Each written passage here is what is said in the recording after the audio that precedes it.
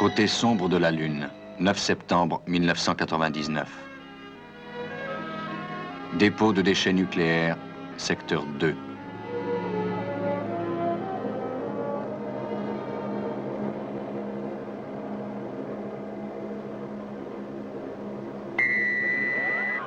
Professeur Bergman, ici Jim Nordstrom. Nous venons de franchir la barrière de protection au laser. Dans 2 minutes, nous serons prêts à commencer la vérification demandée par le Dr. Russell sur les champs de radiation. Attendez les ordres, Nordstrom. On ne vous lâche pas, soyez tranquille.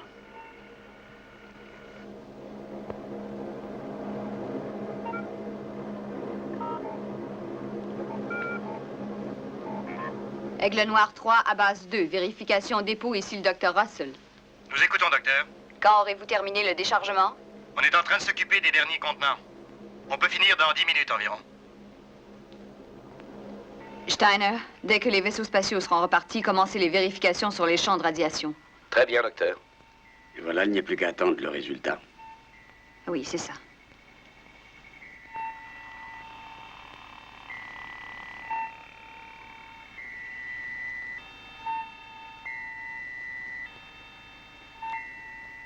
Leur activité cérébrale est normale jusqu'à présent. Oui, jusqu'à présent. Ici Aigle 2, nous amorçons la descente. Nous serons à la base à l'heure prévue. Ici, base lunaire Alpha. Bien reçu, Aigle 2.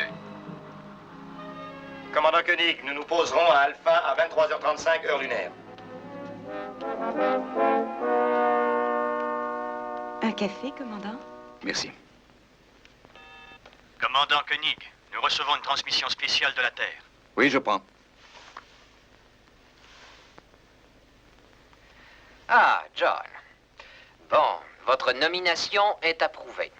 La commission spatiale a ratifié votre nomination au poste de commandant de la base lunaire Alpha. Bon, et pour le commandant Gorski? Eh bien, je viens de le relever de ses fonctions il y a 1 heure. Mais ne vous en préoccupez pas. Votre travail consiste à amener des hommes sur Meta. On a de nouveaux renseignements? Oui, ça devrait vous plaire, regardez. La première prise de vue en plan rapproché de la planète Meta. Prise de l'espace et grossie 9 fois. On distingue nettement son atmosphère. Et il n'y a pas que cela. Le même vol d'exploration nous a fourni des renseignements incontestables. Il ne fait aucun doute que l'atmosphère de la planète Meta est propice à une forme de vie. Nous en avons la certitude, mais ce qu'il faut, c'est mettre tout en œuvre. Pour combattre le virus qui atteint les astronautes de Meta, on ne peut envisager d'être arrêté par cela. Nous devons absolument atterrir sur Meta. Rien ne doit nous en empêcher. À vous de jouer. Bonne chance. On a des images extraordinaires de la plateforme de lancement pour le vol d'exploration sur Meta, commandant. Regardez bien, je vous les envoie. Ça, c'est le vaisseau qui revient maintenant.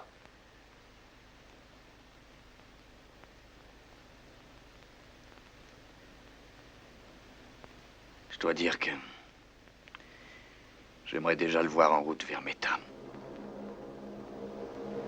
Bon, on a fait le tour, professeur. Tout est vérifié. Il n'y a absolument aucune perte de radiation. Nous rentrons. C'est ça, rentrez, Steiner. On vous attend.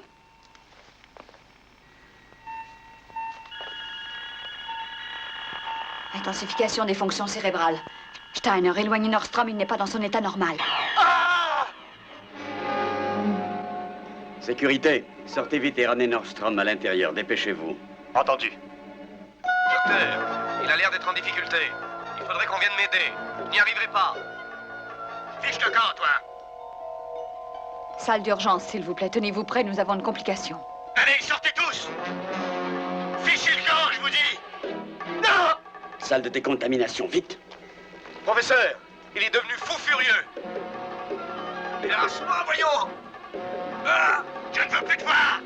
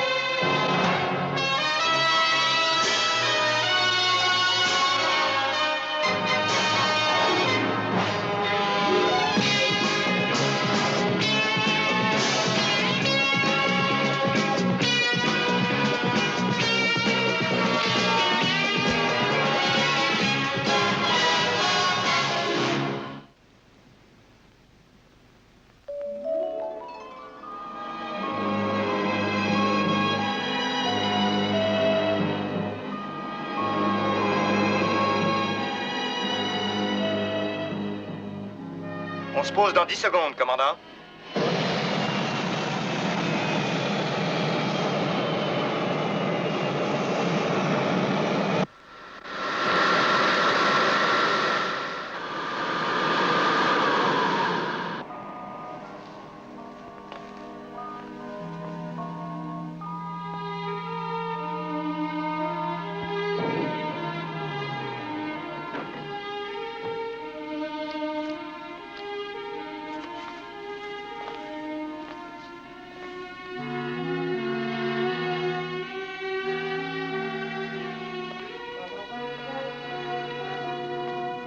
Bonjour, John. Bienvenue sur la Lune. Bonjour, Victor. Encore ici? Eh oui, tenez. Et j'ai bien fait de rester, je crois. La situation est beaucoup plus sérieuse que vous ne pouviez le penser, je le crains. Que voulez-vous dire? On meurt beaucoup ici depuis quelque temps. Quoi, le fameux virus? Si l'explication vous suffit.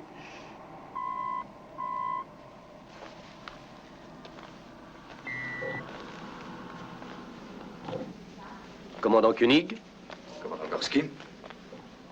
je crois que nous sommes deux à connaître la situation. J'imagine que vous aimeriez bien vous détendre. Ce genre de voyage est assez fatigant en général. Oui. Si vous désirez me parler avant mon départ, je serai à votre disposition. Bonne chance. Il prend les choses du bon côté, lui. Il a été suspendu on ne peut plus brutalement, non? Je le connais un peu, il survivra. On ne peut que le lui souhaiter. Il a toujours bien mené sa barque, je pense. Bonjour, commandant. Benjamin. Ça me fait plaisir de vous voir. Merci. Bonjour, commandant. Comment ça Bonjour. va? Bon voyage, commandant. Très bon, oui. Bonjour, commandant. Bonjour, Tania. Bienvenue à bord, commandant. Merci.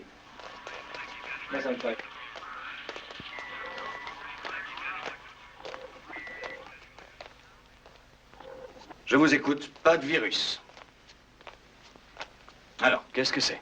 Je serai franc, je n'en ai aucune idée. Ça peut provenir des radiations, mais Mais quoi?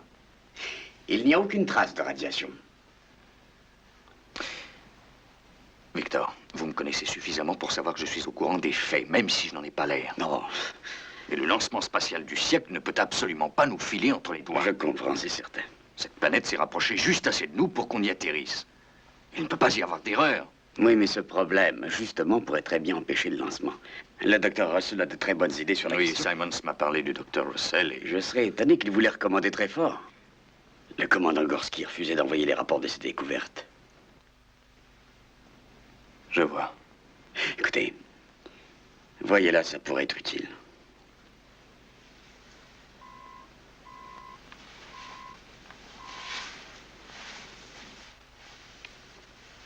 Oui? Dr. Russell?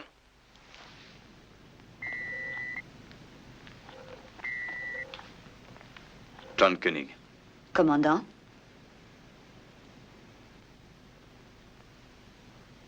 Il vous appartient? Oui? Il date de 1887, hein? Il a appartenu à Pasteur et à Marie Curie, n'est-ce pas? Ce n'est qu'une réplique. C'est une récompense pour des travaux à l'université. Docteur, avez-vous réussi à guérir quelques hommes, à les débarrasser du virus? Ce n'est pas un virus. Les lésions cérébrales dont ils sont atteints sont d'origine inconnue. Leur état est très critique. Il n'y a rien à faire, si je comprends bien.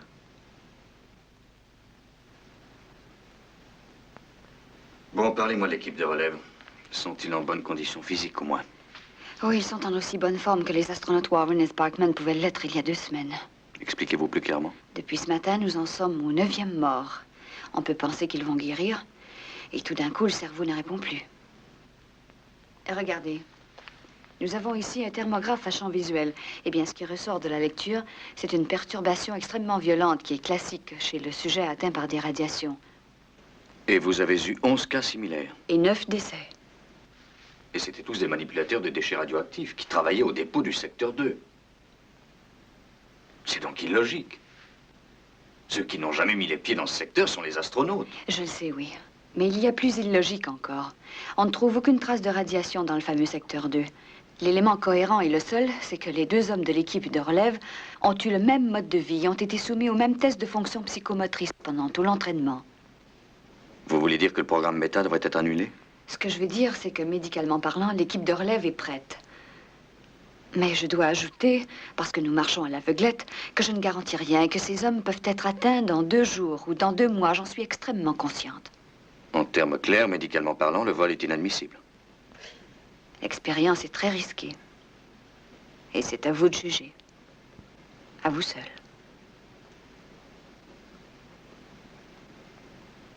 J'aimerais voir ces hommes.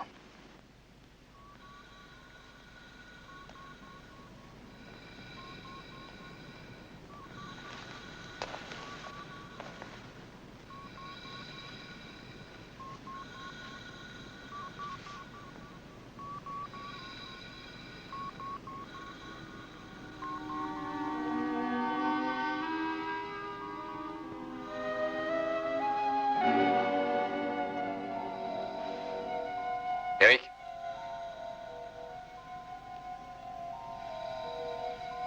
Frank? C'est Koenig qui vous parle.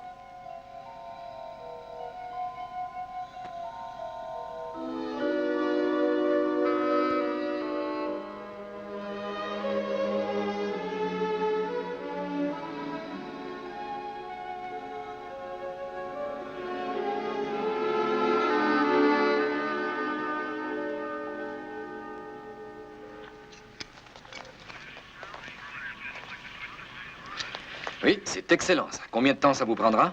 Une semaine environ. Carter? Ah, commandant. Heureux d'être arrivé? Très heureux. Elle est prête à s'envoler?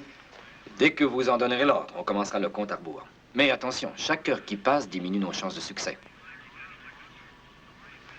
En combien de jours l'équipe de relève peut être prête? Oh, 7 jours? L'équipe de relève? Et comment ça? C'est trop long, 7 jours. Ah, mais on ne peut pas aller plus vite. Tous les calculs sont déjà programmés. Et je ne comprends pas. Il y a un problème dont vous ne voulez pas me parler? Je suis venu pour le lancement, pas pour autre chose. Seriez-vous prêt à remplacer l'équipe de relève? Oui, nous sommes prêts, oui.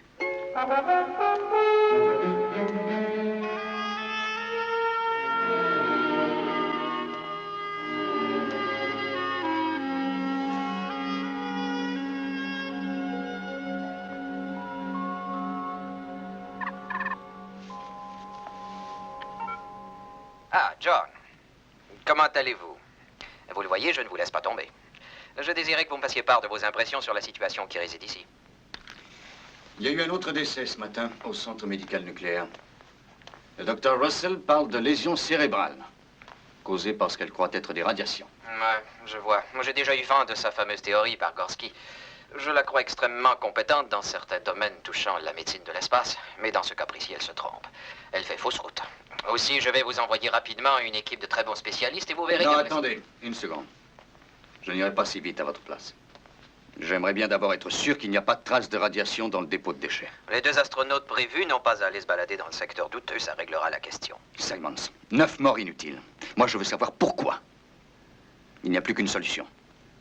Suspendre les dépôts de déchets radioactifs jusqu'à... Mais vous savez qu'il est impossible de faire ça. L'entreposage des déchets est malheureusement un des plus graves problèmes de l'heure. Simon, je suis ici pour mettre au clair, selon vos propres termes, cette affaire. Et c'est ce que je fais. On va faire un marché. C'est facile. Vous suspendez les dépôts de déchets et j'envoie des hommes marcher sur Meta.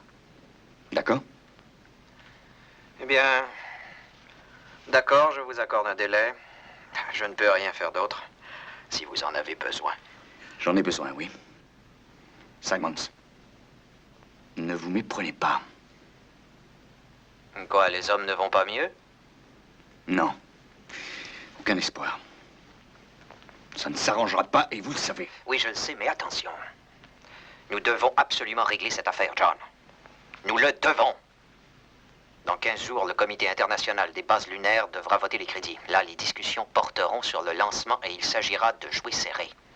Mais si un mot ou un seul signe de défaillance leur vient aux oreilles, ils abandonneront pour toujours notre magnifique projet.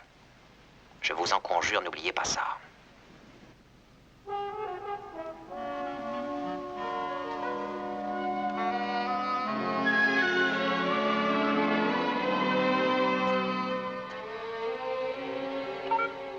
Paul, Commandant?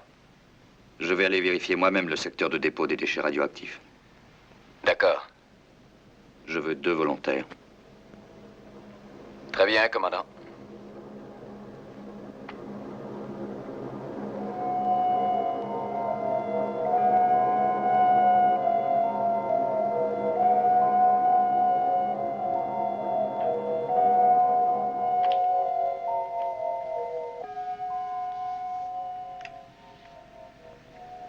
Ça, c'est le secteur 1. Collins, nous voulons aller au secteur 2. Oui, j'ai compris, commandant. Mais on passe au-dessus du secteur 1 pour ne pas s'en aller n'importe où. Et on amorce un virage à 45. C'est un bon point de repère. Un point de repère. Collins, Rapprochez-vous du sol et ouvrez l'œil. D'accord. Il n'y a aucune radiation ici, John. J'ai déjà vérifié, tout est normal. bon, ça c'est le premier dépôt de déchets radioactifs. L'a-t-on utilisé depuis mon absence? Non, ils ont tout déposé au secteur 2. On n'utilise plus celui-là depuis 5 ans. Dire que de nos jours, on n'a toujours pas de couvercles spéciaux. Comment peuvent-ils vérifier? Oh, ça se passe très bien. On les surveille sur les récepteurs. Merci, Collins, on a vu. Vous pouvez aller au secteur 2. Bien, commandant.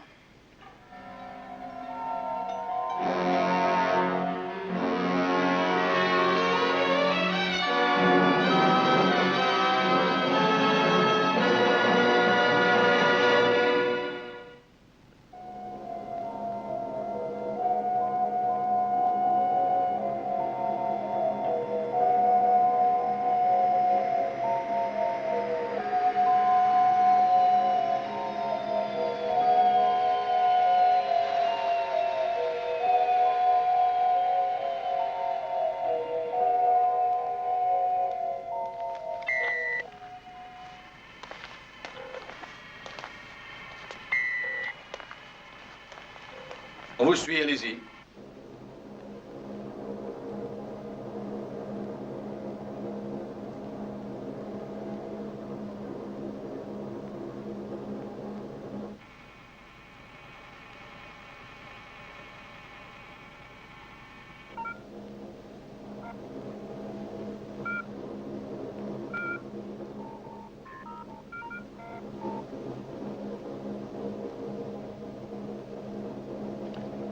Numéro 1 vérifié, commandant.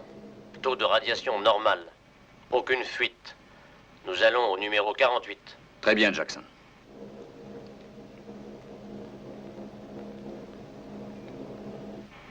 Ça semble correct. Oui, jusqu'à présent.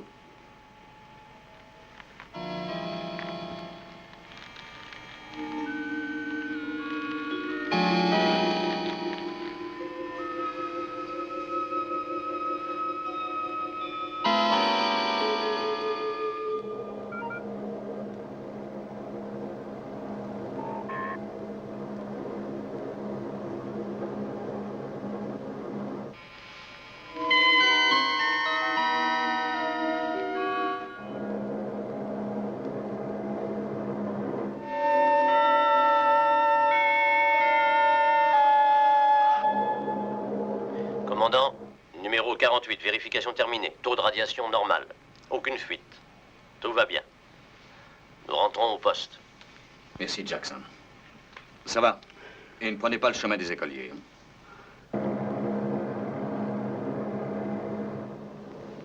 Alors, si on observe les limites de sécurité, le taux de radiation n'a rien de redoutable. Ce n'est pas la théorie du Dr. Russell. Mhm. Donc, ce qui aurait atteint gravement les 2 astronautes et qui en aurait tué 9 ne pourrait pas être la radiation. Eh bien, non. Qu'est-ce que ça peut être? Il est temps de partir, commandant. C'est vrai, Collins, nous partons aussi. Maintenant, il faut partir. Compris? Il faut sortir d'ici. On étouffe.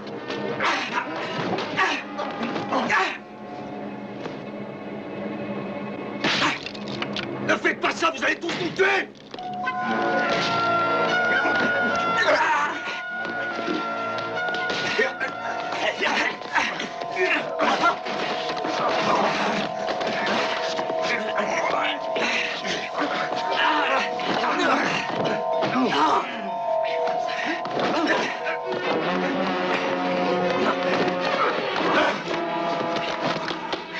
Tirez, mais tirez donc!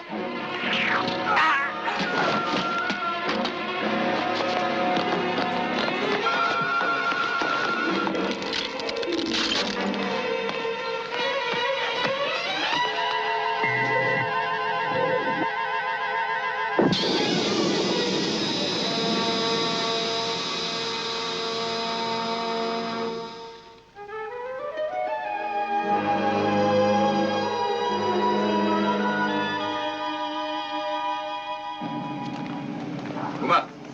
je veux qu'on intercepte toutes les informations concernant les vols d'entraînement des astronautes. J'aimerais qu'on les compare aux navettes effectuées par Collins. Il faut trouver une corrélation quelconque. À vos ordres, commandant.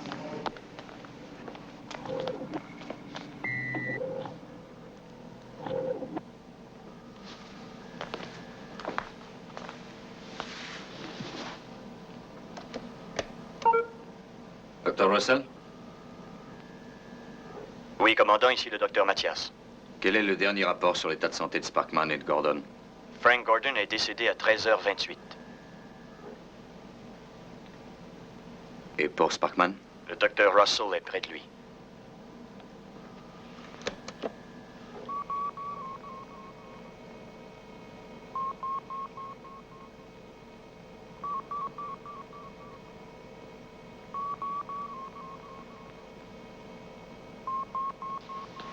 Ordinateur. Vérification du dernier rapport. Phase 5. Mutation complétée. Activité cérébrale interrompue. Apparence de vie provoquée par branchement sur appareil de vie artificielle. Conclusion. Astronaute Eric Sparkman décédé.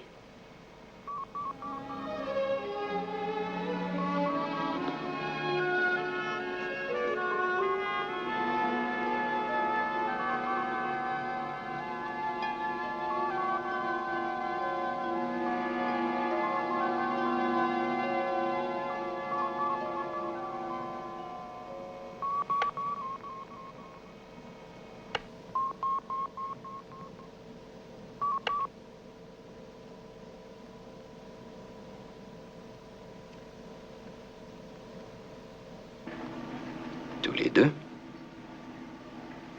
C'est fini? Mais... de quoi? On m'a raconté que On vous a raconté des histoires. Nous ne savons toujours pas ce qu'il en est. Mais le haut commandement vous demande de penser que notre ignorance n'est que temporaire. Et on ne part plus sur Méta? Non, on ne part plus.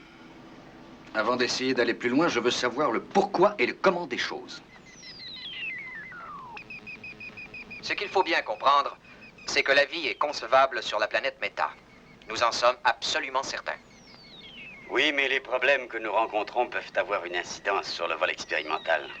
Nous devons absolument envoyer des hommes sur Méta. Rien ne doit nous arrêter. Rien. Je ne peux vraiment pas vous garantir que dans 3 jours ou dans 3 mois, ces hommes n'auront aucune réaction négative. Et votre mission est de vous poser sur Méta. Un pas de géant pour l'humanité. Ça ressemble malheureusement à un faux pas dans l'obscurité. Voici un film qui a été pris de l'Aigle sur lequel Eric Sparkman et Frank Gordon ont effectué leur dernier vol d'entraînement. Les images sont parfaites, mais à un moment donné, il y a une espèce de blanc de 2 minutes. Tenez, c'est ça. Et tout à coup, on a à nouveau une réception parfaite. Dans quel secteur était-il à ce moment-là? Aux environs du point Delta. C'est facile à contrôler.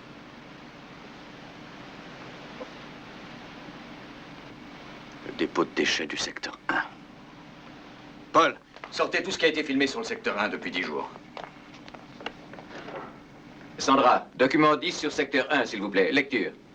Tout de suite, Paul. Je crois bien que Collins nous a fait passer par le secteur 1 pour rejoindre le 2. Est-ce qu'il prenait toujours cette route? Oui, plusieurs fois par semaine. C'était pour prendre son virage? Oui, on met le cap sur un des bâtiments du secteur sombre et on vire à droite. C'est un bon point de repère. Les vols d'entraînement, où se font-ils? Oh, ça se fait toujours au-dessus du secteur sombre pour éviter le trafic. Ah bon, vous voulez dire qu'ils empruntent souvent ce secteur? Oui, mais on doit respecter une certaine altitude. Ouais. Et c'est au-dessus de ce secteur qu'il y a eu un blanc dans l'enregistrement qu'ils ont rapporté. Et tout à l'heure, j'ai demandé à Collins de descendre pour jeter un coup d'œil dans cette zone. Commandant, on observe une chaleur intense qui se dégage du secteur de dépôt 1 et c'est justement impossible. Tout indique que le niveau de radiation est absolument normal, mais la chaleur continue à s'intensifier. J'ai l'impression qu'on a trouvé un lien, une corrélation, Victor. Attendez-moi, j'arrive. Branchez le secteur sur vidéo.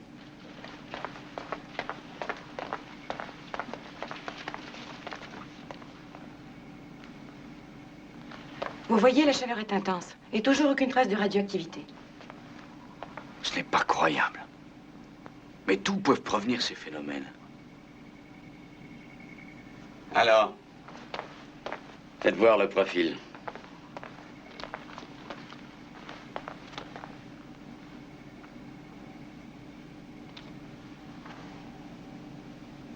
Court-circuit sur la 1. Passez à la caméra 2. Le contact visuel est coupé. Paul, je veux un aigle prêt à décoller. Il faut aller sur place voir ce qui arrive.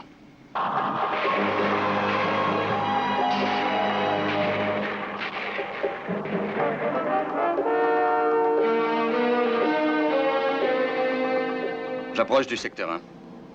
Vérifiez le système de repérage. Système de repérage 10 sur 10, commandant.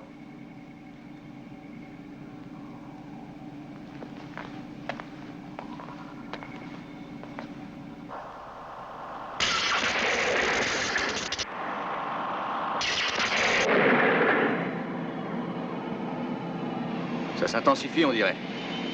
Je vais prendre de l'altitude.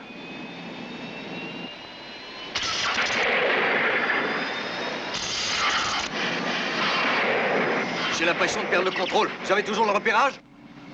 Les champs magnétiques ont l'air de s'étendre. Vous feriez mieux de revenir très vite. Tenez bon, commandant. On va essayer de vous sortir de là. Passez sur contrôle automatique pour le retour à la base, commandant. On ne vous reçoit plus. Plus rien ne répond. Circuit en contrôle. Vaisseau de secours prêt à partir.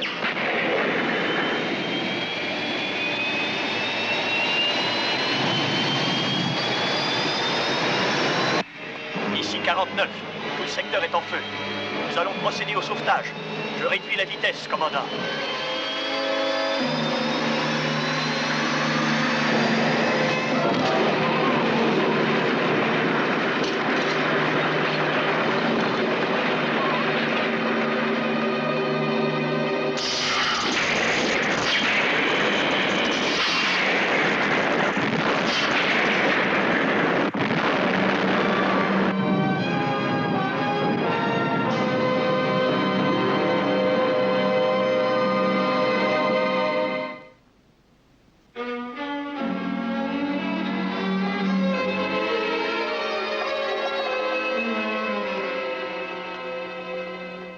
Alors?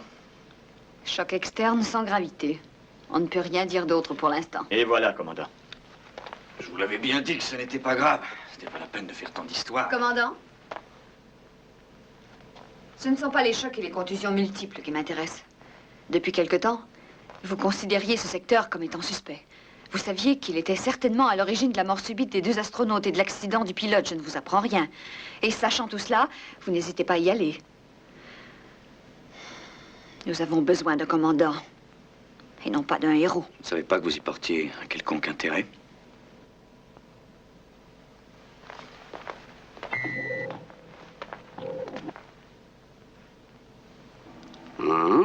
Regardez cela. C'est un système de contrôle provenant du secteur 1. On l'utilisait pour enregistrer la puissance réelle de magnétisme du système artificiel de gravité de la planète. Depuis qu'on a fermé le secteur 1, on n'a rien enregistré pendant 5 ans. Mais regardez-le. Mais oui, les champs magnétiques ont augmenté de 20 fois. Et c'est avant de brûler, ça. On était obsédés par le phénomène radioactif. Nous avions tort. C'est cet instrument qui m'a mis sur la voie. Nous avons affaire à un phénomène nouveau, dont l'origine semblerait être le dépôt de déchets radioactifs du secteur 1. Je pense que l'énergie magnétique contenue se déchaîne brusquement.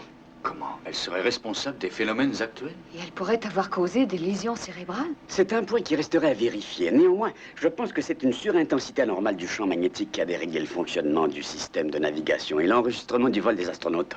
Sparkman et Gordon ont survolé le secteur tous les jours. Ainsi que Collins en faisant la navette. Mais nous y avons tous été exposés, ça me paraît évident. Nous sommes tous passés au-dessus du secteur 1 pour nous rendre au dépôt 2. Il est possible que l'accumulation des forces n'ait été que sous-jacente. Et il y a un problème beaucoup plus grave. Si le secteur 1, pour les raisons que nous supposons, se met à brûler comme un feu de paille, on peut logiquement déduire que le dépôt du secteur 2 est menacé à son tour. Comment peut-on le savoir? Il faut évaluer l'étendue des champs magnétiques en surface. Si vous envoyez des hommes en surface, je ne réponds pas de leur survie dans ces conditions. Je vous comprends. Nous allons équiper un aigle qui pourra effectuer tous les contrôles. Sans pilote pour cette fois.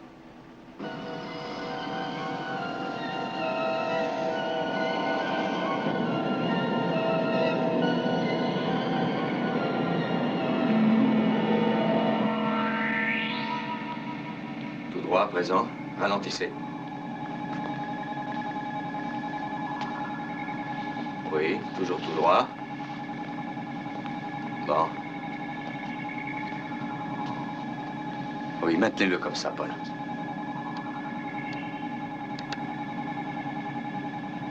Sandra, qu'est-ce que vous lisez? Taux de radioactivité normal, champ magnétique 0. Ça va, Paul, faites-le descendre. Bien, commandant.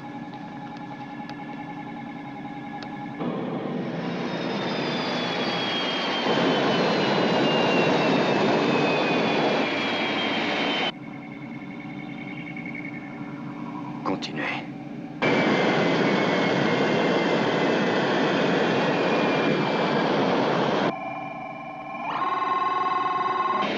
Sortez-le de là. Puissance maximum, Paul.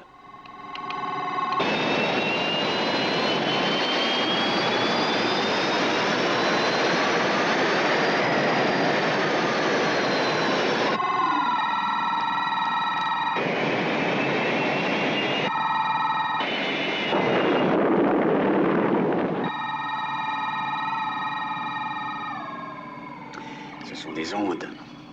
À présent, j'en suis sûr. Des ondes magnétiques. Paul, contactez Simons immédiatement. Employez code prioritaire Alpha. Et tout de suite. Bravo, docteur. Vous aviez vu juste.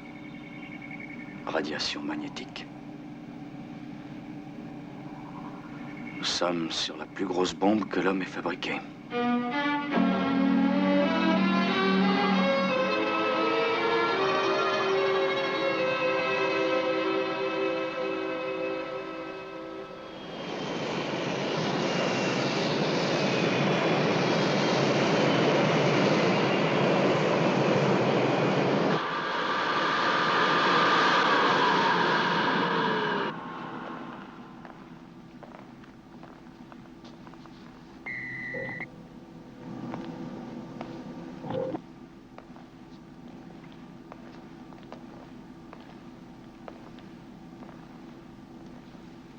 Bonjour, monsieur.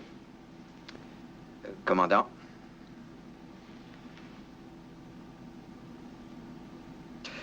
Au bureau, nous avons essayé de vous rejoindre par le code prioritaire et d'entrer en communication. Mais il semblerait que vous n'étiez pas disponible. Je le suis à présent. Eh bien, la chaleur commence à gagner également le secteur 2. Ce dernier ayant 140 fois la capacité du premier, de toute évidence, une réaction en chaîne nous semble assez inévitable. Et que se passerait-il s'il venait à brûler tout seul comme le secteur 1? Simons, vous n'avez pas l'air de saisir. Nous sommes au sommet ici, figurez-vous. Si ça brûle, tout brûle. Alors que faut-il faire? Le mieux serait de prendre chaque pile à part et puis après nous détruirions la masse. Une fois la masse dispersée dans le vide, nous serions sauvés. D'accord. Et bien fait ça, oui. Évidemment, nous disposons d'un temps limité.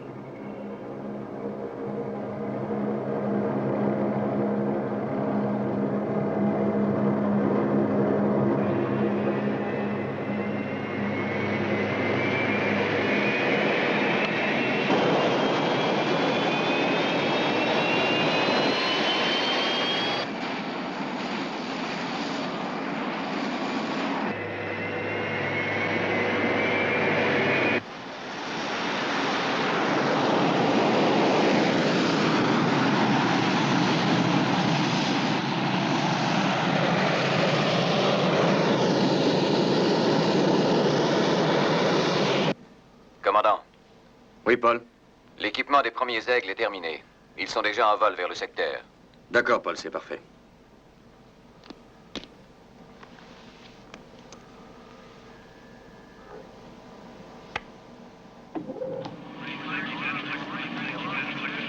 Envoyez l'image. Oui, tout de suite.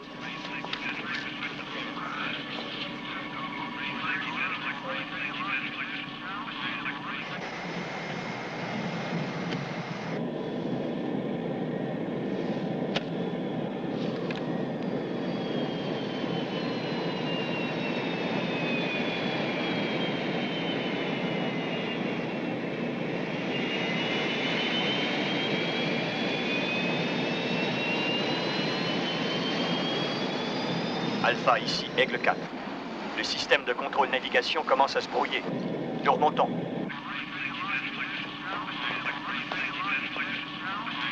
Uma, je veux des informations précises et le plus rapidement possible. Numéro 26. Relâché au-dessus de C9. Je répète, relâché au-dessus de C9. Compris, Alpha. Secteur C9. Nous relâchons.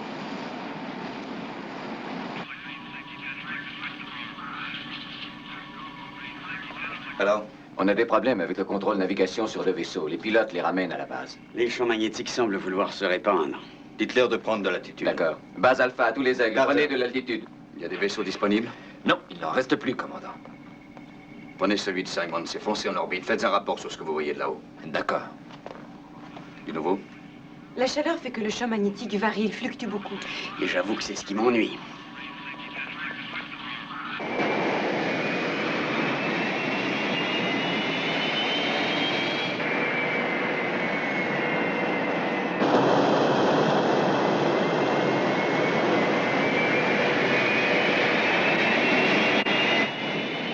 Aigle 1, Alpha. Alpha, j'écoute. Élévation normale. Je suis la trajectoire qui a été programmée. Je serai en orbite dans 4 minutes.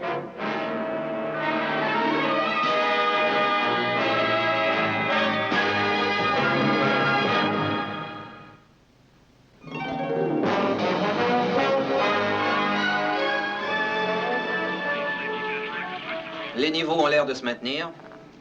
Croyez-vous que nous contrôlons la situation? Il est encore trop tôt pour le dire. En tout cas, tout cela ne m'a pas l'air trop alarmant. Bien joué. Il va falloir que je fasse parvenir un communiqué sur la situation. Cela les fera patienter, on retardera le vol prévu. Voyez-vous, John? Il y a des hommes qui risquent leur vie pour prévenir une catastrophe, un désastre. Réveillez-vous, Simons. Je vous jure que si tout ça tourne mal, il n'y aura personne pour envoyer un communiqué. Il n'y en a pas un de nous qui survivra. Commandant, le niveau monte.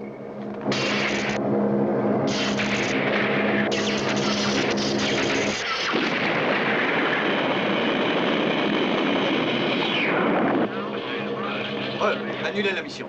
Base Alpha, tous les aigles, retour à la base immédiat. Je répète, retour immédiat à la base. Ici Alpha.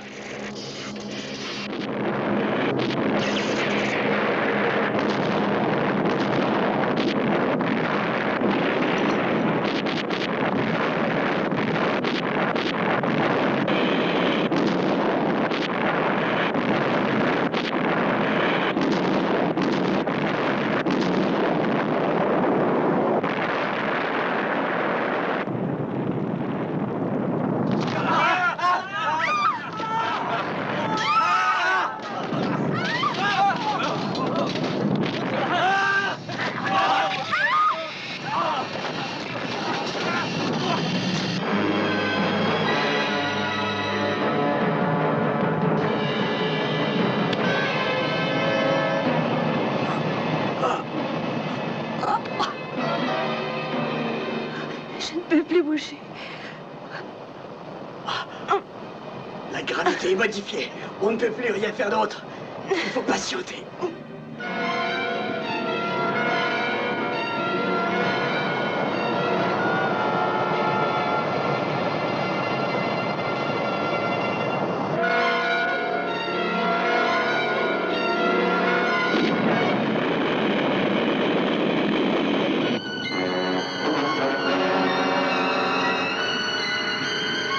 Alpha, est-ce que vous m'entendez? Alpha, ici Carter, répondez.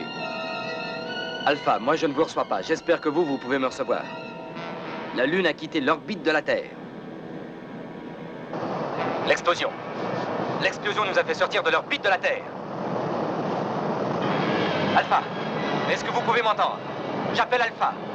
Me recevez-vous, Alpha? Alpha, répondez-moi. Me recevez-vous? Moi je ne reçois toujours rien.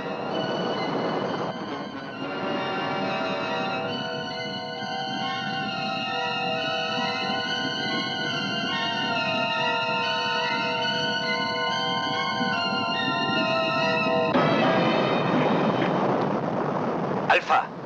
Alpha, que se passe-t-il à la base? Nous avons perdu le contact.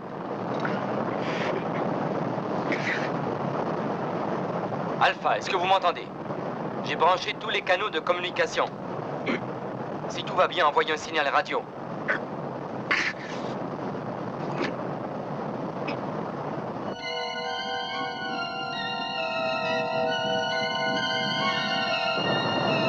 Alpha, nous nous éloignons de la Terre.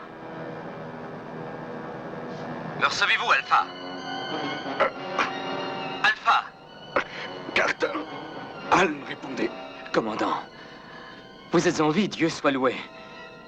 Mais que se passe-t-il sur Alpha? La force de gravitation a été modifiée. Nous pouvons à peine bouger. Attendez, il me semble que nous subissions une décélération.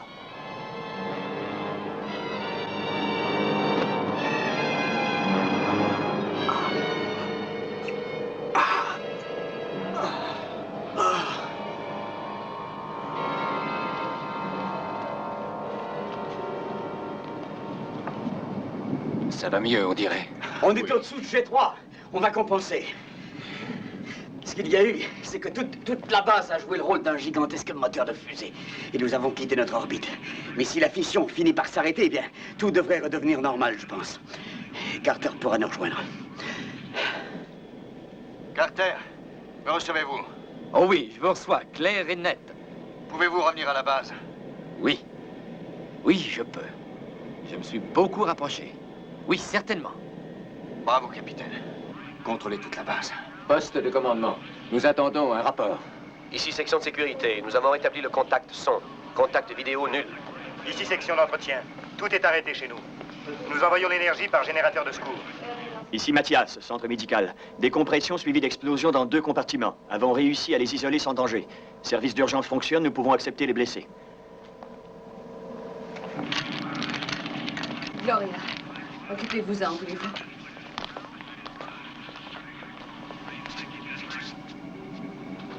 Nous sommes en train de capter des images du satellite de Mars.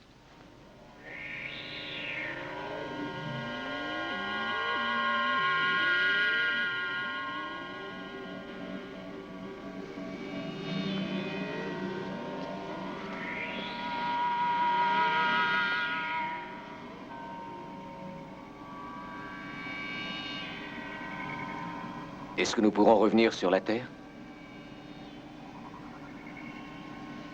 Uma, le temps est précieux, dépêchez-vous. Interrogez l'ordinateur sur l'opération Exodus. Oui, monsieur. Passez sur grand écran, Paul. Cela nous concerne tous, je crois. Opération de secours Exodus. Facteur indéterminé. 1. Trajectoire de la Lune inconnue. 2. Modification constante des forces G dues à l'éloignement de la Terre. 3. Information insuffisante pour programmer plan de vol. Tous les éléments prévus par programmation pour opération Exodus sont inapplicables.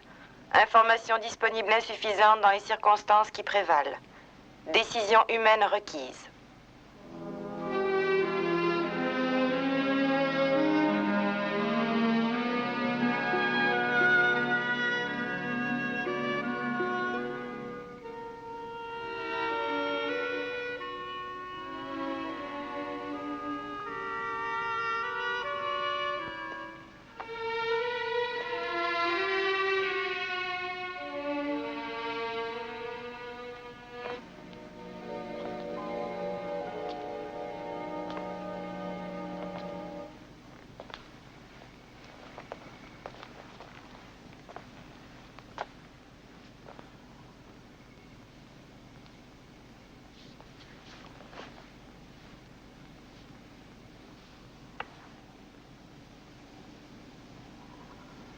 Attention à toutes les sections alpha. Ici votre commandant John Koenig. Vous le savez, notre planète a brusquement quitté son orbite. Nous sommes à présent très loin de la planète Terre.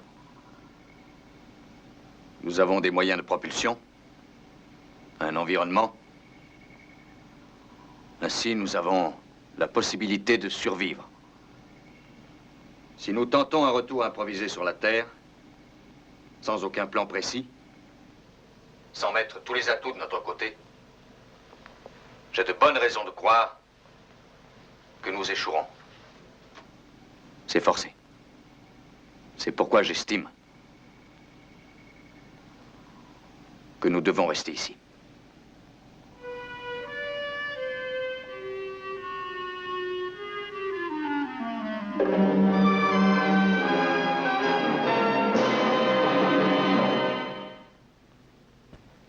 L'explosion tout à fait inattendue qui a eu lieu à la surface de la Lune a occasionné la nuit dernière de sérieuses répercussions sur la Terre. Les nombreuses secousses sismiques qui ont été enregistrées aux États-Unis sur la majeure partie de la côte ouest, en Yougoslavie, aussi bien qu'au sud de la France, ont hélas fait de nombreuses victimes dont le chiffre n'est pas évalué. La délégation internationale de l'espace réunit son conseil sous la présidence du remplaçant de M. Simmons et est en ce moment en train d'essayer de mettre sur pied un programme visant à envoyer du secours aux 311 hommes et femmes se trouvant à la base Alpha. De sources bien informées, l'espoir reste cependant faible de retrouver des survivants sur la base. Pendant quelques heures, les responsables du programme Alpha ont cru qu'un sauvetage pouvait être tenté d'une des planètes qui se serait trouvée sur la même orbite. Il est à présent prouvé que l'accélération de la Lune a considérablement augmenté sa distance par rapport à la Terre. Branchez toutes les fréquences, il faut capter n'importe quoi.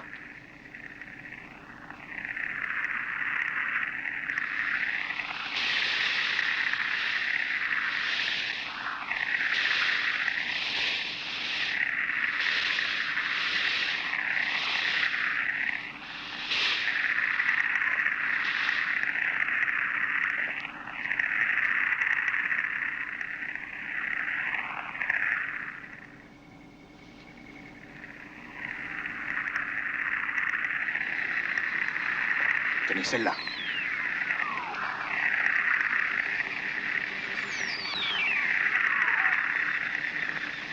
C'est Meta.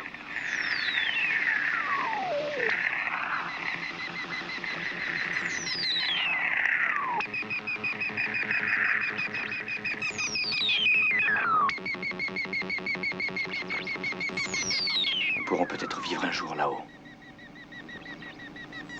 Pourquoi pas? « 13 septembre 1999. Les signaux de Meta augmentent sans cesse. Oui. Là-bas, peut-être.